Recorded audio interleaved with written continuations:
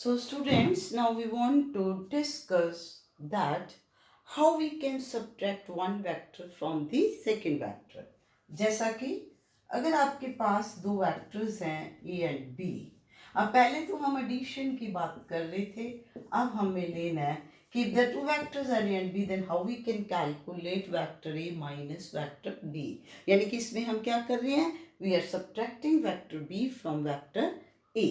तो अब इसको आप अगर ध्यान से देखिए तो it is nothing but it is vector A plus minus of vector B. तो इसका मतलब कि a माइनस बी क्या हो गया, अगेन इट इज एडिशन. किस चीज की एडिशन है, addition of vector a and negative of vector b. अब इसको कैसे अप्लाई करेंगे, आपने ओपी लाइन ले ली रिप्रेजेंटिंग वेक्टर ए. आप कहोगे मैडम को ओपी बड़ा अच्छा लगता है, हम एक ही पॉइंट्स लेते हैं ताकि आपको अंडरस्टैंडिंग में आसानी रहे.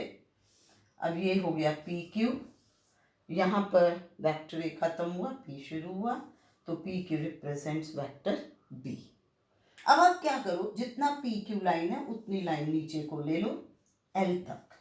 सो that means P L is equal to P Q in magnitude. लेकिन डायरेक्शन देखो, B की P से Q की तरफ है, ये P से L है, सो that means PL will be negative of PQ. That means it will B negative of B. इसका मतलब जब मैं इसको लिखूंगी दिस इज माइनस B. ठीक हो गया. अब आप O को L से ज्वाइन कर दो. Now you consider triangle OPL. इस ट्राइंगल में आपने क्या अप्लाई करना है, you have to apply triangle law of vectors. ठीक है, क्या आएगा भाई, OP vector in this direction and then PL. So OP vector plus PL vector is equal to in the opposite direction OL. Now OP means vector A plus PL means minus P. तो इसका meaning क्या हो गया कि OL क्या represent कर रहा है, difference of the two vectors. तो कहीं भी जब सब्ट्रैक्शन की बात आए तो आपने अपने माइंड में ये क्लैरिटी रखनी है कि subtraction is nothing but it is the addition of one vector and negative of the second vector. जिसको सब्ट्रैक्ट करना है उसको आप क्या ले रहे हो, नेगेटिव उस वेक्टर का आपने लेना है और वो पहले वेक्टर में ऐड अप करना है. अब ये जो पॉइंट है ये आप किस तरीके से न्यूमेरिकल प्रॉब्लम्स में अप्लाई कर सकते हो, अब आप ये देखोगे. आपके पास एक सिंपल प्रॉब्लम दी है. प्रॉब्लम क्या दी है कि अ पार्टिकल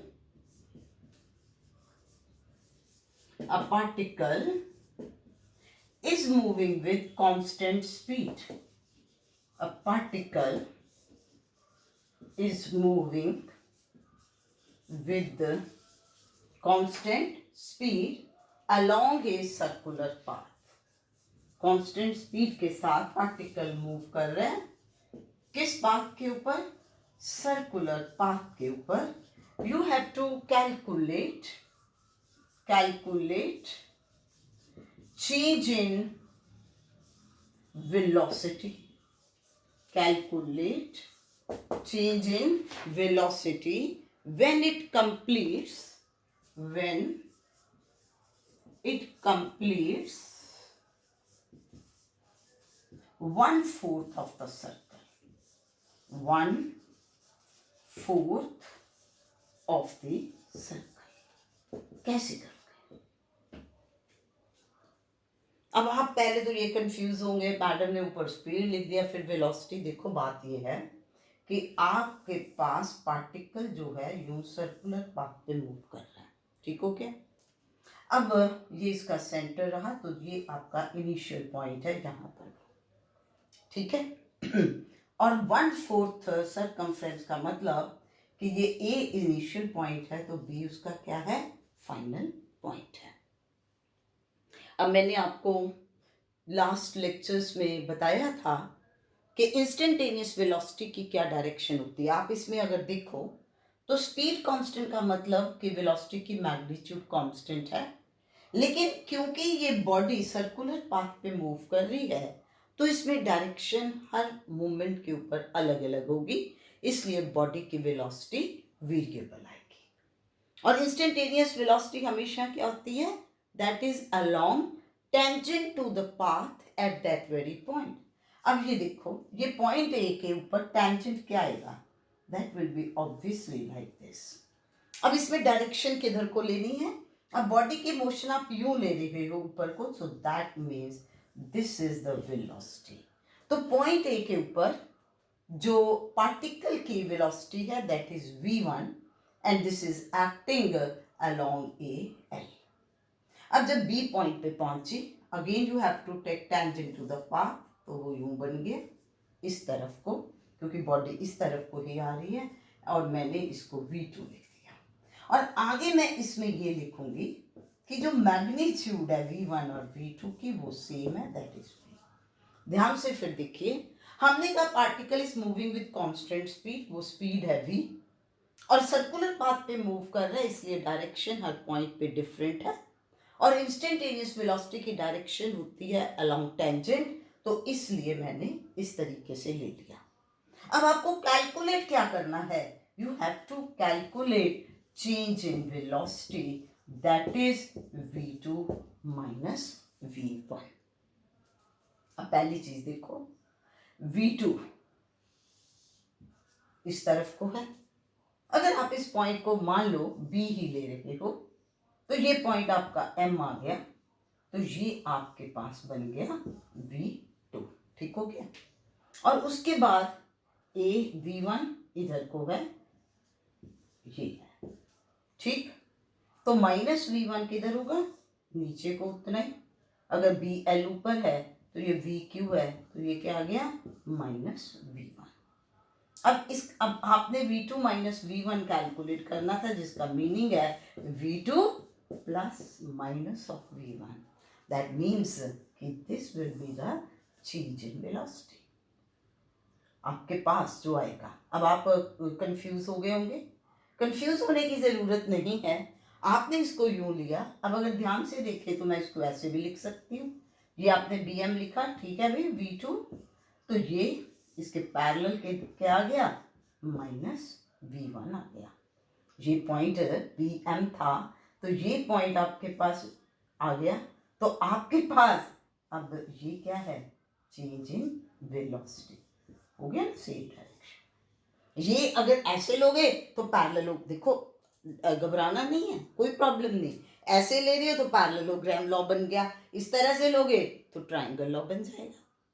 तो आपने अब इसमें बी क्यू जब निकालना है, इसकी मैग्नीट्यूड क्या होगी? डायरेक्शन तो सीधी बन गई। अब आप इसमें क्या लिखोगे कि B Q is B M plus M Q.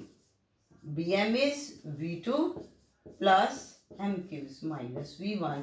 So change in velocity delta v is represented by this bq. bq represent कर रहा है। इस पॉइंट को एक बार फिर समझ लीजिए कि हमारे पास v2 वेलोसिटी इस तरफ थी, ठीक है, v1 इस तरफ थी, तो मैंने ऐसे ही लिखा। पर आप बेटा उसको उसके पैरेलल ले सकते हो ना, शिफ्ट कर सकते हो, इसलिए मैंने ऐसे शिफ्ट कर दिया। तो ये दो आपके पास साइड्स बन गई ट्राइंगल की इन द सेम ऑर्डर। तो जो थर्ड साइड है वो रिजल्टेंट बता रही है। लेकिन अब उसने कहा है कि चेंज इन वेलोसिटी, तो इसकी मैग्नीट्यूड कैसे निकालोगे ना? You can apply simple Pythagoras theorem, कि आपके पास पाइथागोरस थ्योरम में क्या आएगा? वी क्यू का स्क्वायर इज बी एम का स्क्वायर प्लस एम क्यू का स्क्वायर। अब ये क्या है? v, और ये क्या है? ये भी v है, so this is 2v square. तो बी क्यू आपके पास क्या बन गया? जब आप अंडर रूट लोगे तो it will be under root 2v। So what is the magnitude of change in velocity? That will become under root 2v। तो इस तरीके से जो सब्ट्रैक्शन का कॉन्सेप्ट है आपके पास यूज होगा। तो ये चीज हमेशा याद रखनी है कि सब्ट्रैक्शन में क्या हो रहा है, डायरेक्शन जो है वो अपोजिट हो रही है। अब इसी तरह मान लो ये एक प्रॉब्लम है कि ये रही वॉल, ठीक है, ये क्या है, एक वॉल है, दीवार है। अब यहाँ पर एक बॉल आकर के स्ट्राइक कर दिया इस दीवार के ऊपर, ठीक है, और किस मोमेंटम के साथ, P1 मोमेंटम के साथ, P1 मोमेंटम के साथ आकर इससे स्ट्राइक किया, और स्ट्राइक करने के बाद ये उसी डायरेक्शन में वापस चलेगी, तो किस मोमेंटम के साथ, P2 मोमेंटम के साथ। तो बॉल ने दीवार पे आई, यू स्ट्राइक किया, किस मोमेंटम से, P1 से, और रीबाउंड होके वापस आ रही है किस मोमेंटम से, P2 से। तो अब आपने क्या कैलकुलेट करना है, चेंज इन मोमेंटम। तो इसमें अब चेंज इन मोमेंटम क्या बनेगा, final momentum minus initial momentum. मान लो मैं तुम्हें कहती हूं कि जिस मोमेंटम से बॉल आई उसी से वापस हो गई, यानी कि जो मैग्नीट्यूड है P1 और P2 वो दोनों की सेम है, दैट इज P। फिर क्या बनेगा, अब जब आप P2 को लिखोगे तो P2 बेटे इस तरफ को है, तो इस तरफ को मैंने P को पॉजिटिव मान लिया, फिर माइनस का साइन ये फॉर्मूले का आ गया। अब P1 को मैं क्या लिखूंगी, minus P, because if vector along the positive x-axis is taken as positive, then inward it will be negative.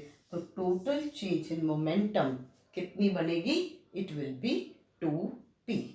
तो मीनिंग कि वेक्टर में जब हम मैग्नीट्यूड के साथ डायरेक्शन ले रही हैं तो अब आपको उसको अप्लाई करना भी आना चाहिए। इसमें प्रॉब्लम क्या थी कि बॉल जो है एक पर्टिकुलर मोमेंटम के साथ आकर के दीवार पे स्ट्राइक की, उसी मोमेंटम से रीबाउंड होगी। हमें बताना है कि टोटल चेंज इन मोमेंटम कितनी है, तो हमने कहा कि मैग्नीट्यूड दोनों की सेम है, change in momentum is final minus initial. तो P2 को जब मैंने लिखा P तो माइनस का साइन आ गया, तो P1 अपोजिट की वजह से वो माइनस हो गया, तो total change in momentum that will become 2p। और नॉर्मली आप कहोगे कि जब सेम है तो it will be 0। So direction को जब आप ले रहे हो तो you have to consider it like this. तो अब आप एडिशन सब्ट्रैक्शन के जितने भी न्यूमेरिकल प्रॉब्लम्स हैं उनको करिए, और फिर आपको मैं कल असाइनमेंट दूंगी और आप प्रॉब्लम्स जो है वो सॉल्व करोगे। Thank you.